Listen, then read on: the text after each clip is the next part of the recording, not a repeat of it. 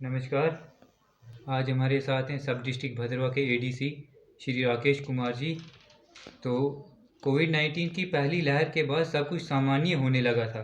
बच्चे स्कूल जा रहे थे, लोग अपने काम पे जा रहे थे, लेकिन सर अचानक से जो स्थिति है वो गंभीर हो गई। क्या भद्रवा का प्रशासन इसके लिए पूरी तरह तैयार है?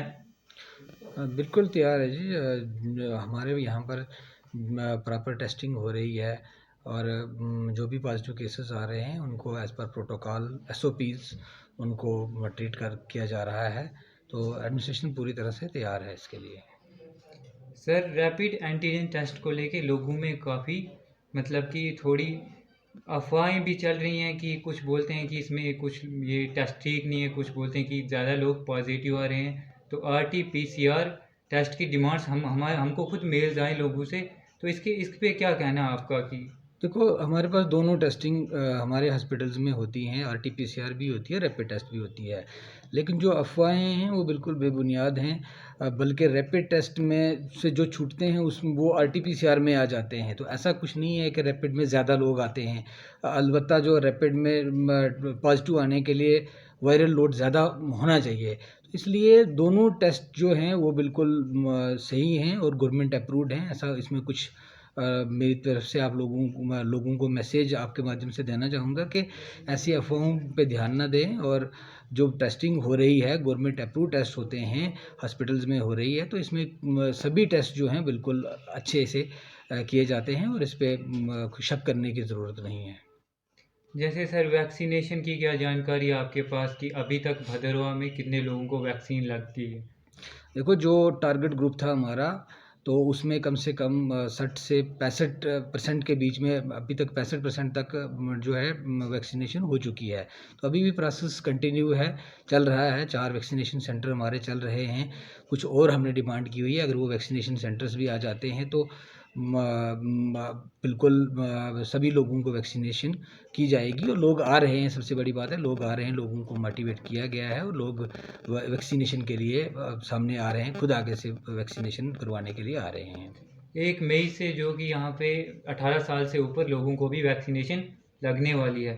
तो आपने इसमें क्या प्रावधान किया है कि एकदम से ज़्यादा रश ना हो, सोशल डिस्टेंसिंग मेंटेन हो और वैक्सीनेशन भी लोगों को आराम से लग जाए? देखो, आज ही मैंने इस सिलसिले में एक मीटिंग यहाँ पर बुलाई हुई थी, तो बहुत सारे इश्यूज़ थे कोविड के रिलेटेड। उसमें एक इशू ये भी था कि जिसमें कि वैक्सीनेशन जो फर्स्ट से ज़्यादा लोग आएंगे उसके लिए तैयारी को भी रिव्यू कर रहे थे हम।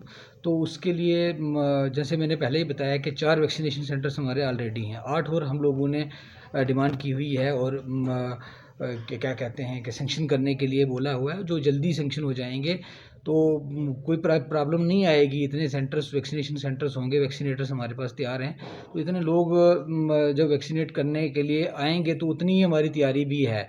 रही बात जो रश की है या जो सोशल डिस्टेंसिंग की है, गैदरिंग की है, तो इस मीटिंग में एसडीपीओ साहब भी यहाँ पर मौजूद थे। उनको क्लियरली बताया गया है कि हर वैक्सीनेशन सेंटर पे पुलिस की मौजूदगी होनी चाहिए, जो इंश्योर करेंगे कि कहीं पे भी सोशल गैदरिंग ना हो और जो distance as per SOPs maintain करना होता है वो मेंटेन रहे।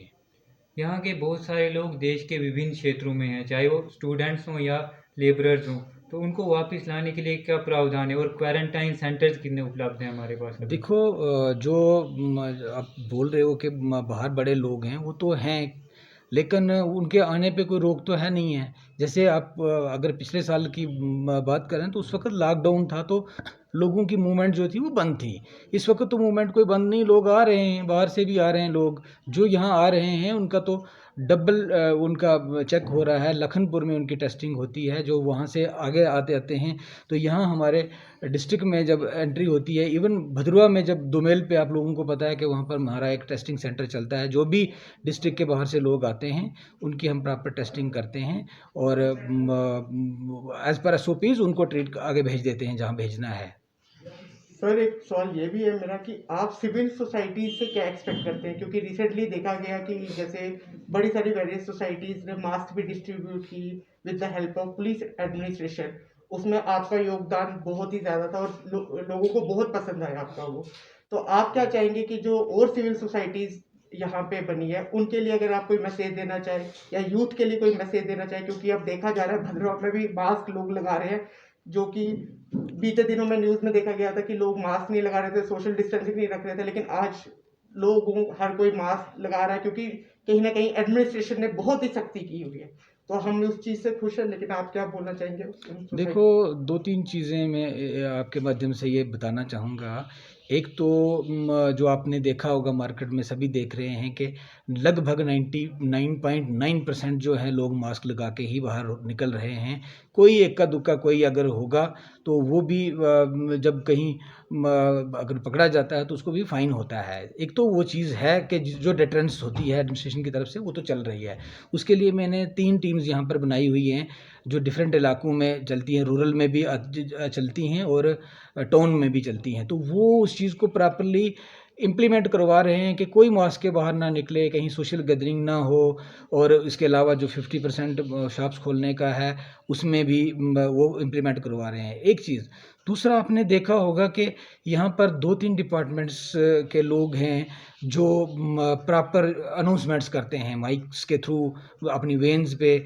जो म्यूनसिपल कमेटी की वेन चलती है, हॉस्पिटल की वेन चलती है और पुलिस की वेन्स, आपने देखा होगा कि प्रॉपर अनाउंसमेंट्स होती हैं कि लोग घरों से बाहर निकलें, मास्क पहनें, हाथ धो लें। इस तरीके से जो भी प्रोटोकॉल्स हैं कोशिश करते हैं उनको समझाने की। इसके अलावा जो नाइट कर्फ्यू के बारे में उनको बताया जाता है कि बाहर ना निकलें। ये बड़ी सारी चीज़ें हैं जो वेन्स के थ्रू अनाउंसमेंट हो रही है। लेकिन एक और चीज़ है कि आपके माध्यम से मैं शुक्रिया अदा करना चाहूँगा कि ये सारी चीज़ें तभी मुमकिन होती हैं जब लोग आपका साथ देते हैं। तो भदरवा के लोग जो हैं उन्होंने हमारा साथ दिया हुआ है। पिछले साल भी हम बड़ी देर तक ग्रीन जोन में रहे थे, पिछले साल भी साथ दिया था। इस साल भी लोग सामने आके साथ दे रहे हैं, आगे से आके हमें बोलते हैं कि जनाब कोई हेल्प तो नहीं चाहिए, कोई हमारे वॉलंटियर्स तो नहीं चाहिए। तो ये बहुत बड़ी बात है। तो मैं शुक्रिया अदा करना चाहूँगा लोगों का कि वो एडमिनिस्ट्रेशन के साथ साथ चल के इस कोरोना की महामारी को रोकने में हमारी हेल्प कर रहे हैं। एक और चीज़ मैं आपके माध्यम से लोगों को मैसेज भी देना चाहूँगा। वो ये मैसेज रहेगा कि ये जो कोरोना महामारी का जो आपने देखा है कि सेकेंड वेव, ये यहीं पे नहीं है, पूरे हिंदुस्तान में हर जगह में फैली हुई है। तो इससे बचने के जो तरीके हैं वो उनको अपनाएं। जैसे सबसे बड़ी बात है कि मास्क पहन के बाहर निकलें, जब घर जाएं अपने हाथ धो लें, कहीं पे भी गैदरिंग में ना जाएं, शादी वगैरह जहाँ होती है तो बिल्कुल लिमिटेड कर लें उनको। अपने जो रिश्तेदार हैं, रिश्तेदारों को भी ना बुलाएं, घर के ही जो फैमिली मेम्बर्स 10, 20, 30 लोग होते हैं उसी से वो अपनी जो शादी या जो भी रीति रिवाज के मुताबिक अपना वो काम करें। तो गैदरिंग्स को अवॉइड करें, यही तरीका है बचने का इससे। तो क्योंकि जब बंदा बीमार हो जाता है फिर उसके लिए बड़ी परेशानियाँ आ जाती हैं। सर, एक आखिरी क्वेश्चन मेरा ये है कि जब भी हम बारिशें देखते हैं या कुछ भी देखते हैं सर, एक तो पॉट होल्स जो आपने डीसी साहब से भी जिक्र किया था कि उस पर काम होगा सर। दूसरा, यहाँ पे पॉलीथीन बैग्स, आप कभी भी जाएंगे ऊपर वाली रोड पे, नीचे वाली रोड पे आप देखेंगे कि पॉलीथीन बैग्स एकदम बारिश के साथ नीचे सड़कों पे आ जाते हैं, और अगर आप सड़कें देखेंगे वो ऐसे लगते हैं कि जैसे यहाँ पे किसानी करने के लिए लोग आए।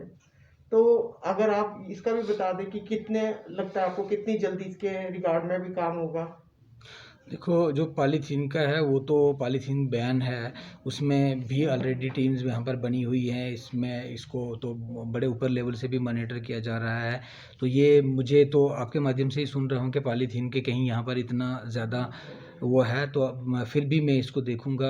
आपके माध्यम से मेरी नॉलेज में ये बात आई है, मैं इसको चेक करवाऊंगा। इसके लिए हमारे पास प्रॉपर म्यूनसिपल कमेटी के लोग हैं जो इसको देखते भी हैं, जिसको मॉनिटर कर रहे हैं। यहाँ भदरवा डेवलपमेंट अथॉरिटी है जो प्रॉपरली इसमें वो करती है और वो रिपोर्टिंग करती है ऊपर के कहाँ कितने। तो उन्होंने भी अपने लेवल पे टीम्स बनाई हुई हैं, तो उसको मैं देखूंगा कि अगर इसमें ऐसा है तो इसके जल्द से जल्द इसके ऊपर कार्रवाई की जाएगी और इस चीज़ को हटाया जाएगा।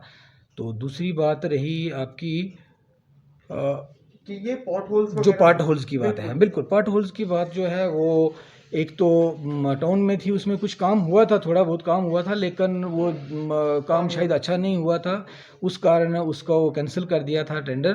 तो दोबारा जो मेरी डिपार्टमेंट से बात हुई थी उन्होंने टेंडरिंग की हुई है, तो वो जल्दी ही वो भरवा देंगे जो टाउन के हैं।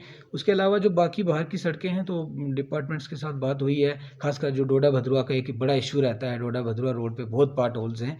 तो मेरी ओसी जो ग्रिफ के हैं उनसे बात होती रहती बीच में, तो उन्होंने बोला था जैसे ही मौसम शुरू होता है इसका जिसमें लुक पड़ती है सड़कों पे।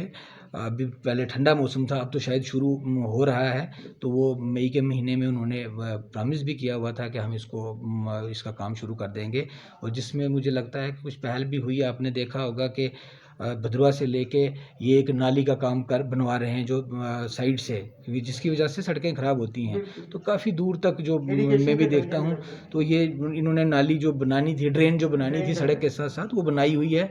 तो अब लुक का काम भी, जो ब्लैक टॉपिंग का काम है, वो भी शुरू हो जाएगा, एज जो उन्होंने मुझे बताया हुआ है ग्रिफ की अथॉरिटीज़ ने।